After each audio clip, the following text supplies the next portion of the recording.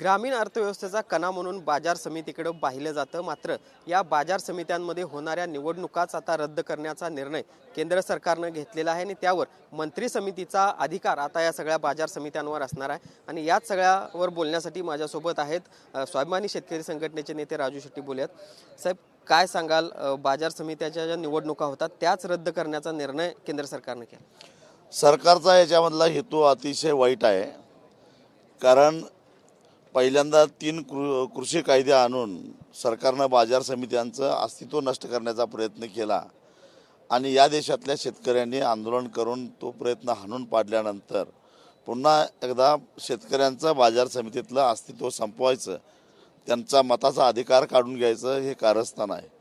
कारण बाजार समित्यांचं जे कामकाज चालू असतं ते लोकशाही मार्गानं व्हावं या उद्देशानं व्यापाऱ्यांचा प्रतिनिधी, माताडींचा प्रतिनिधी, त्याचबरोबर शेतकऱ्यांचा प्रतिनिधी असे वेगवेगळ्या घटकातून प्रतिनिधी मंडळ तिथं तयार होत असतं।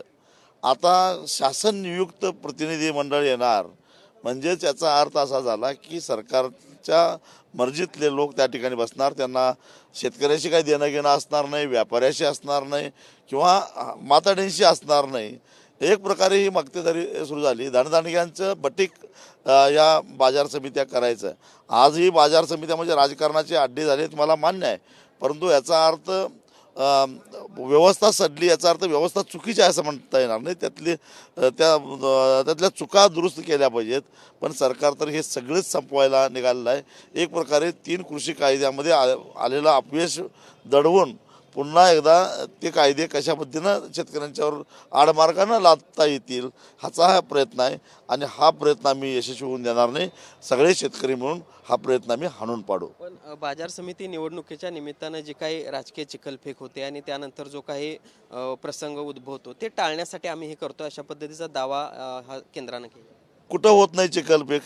विधानसभेच्या निवडणुकीत होत नाही, स्थानिक स्वराज्य संस्थांमध्ये होत नाही, लोकसभेमध्ये होत नाही।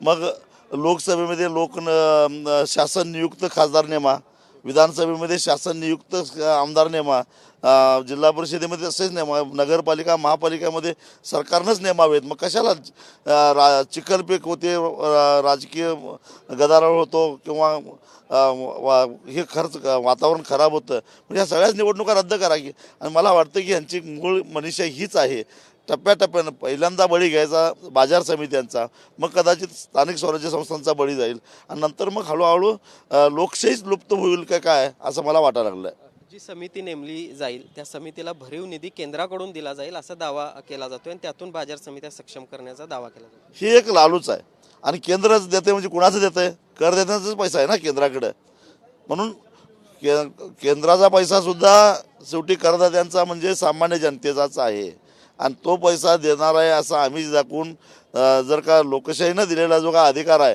तो अधिकार तुम्ही शेतकऱ्यांचा काढून घेणार असाल तर शेतकरी कदापि ते मान्य करणार नाही।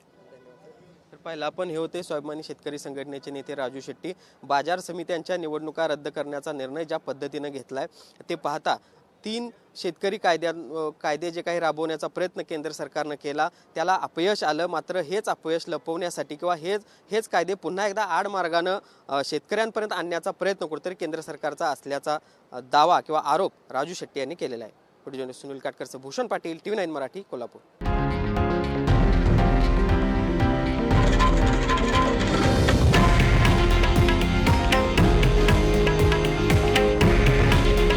हे आहे देशातील नंबर 1 न्यूज नेटवर्क आणि आपण पाहत आहात TV9 मराठी। काळजी तुमची, हित महाराष्ट्राचं।